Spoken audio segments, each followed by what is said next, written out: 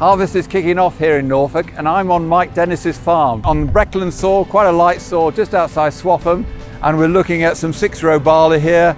This is a lovely sort of 6-row conventional barley. The variety is funky and it looks to be producing quite a good sample. What do you think this crop's going to yield? I think that would yield 3 to 3.5 tonnes an acre. We're earlier than we usually are, about a week. We've had exceptionally hot weather recently, not this week, but last week that was exceptionally hot, which brought that on even quicker.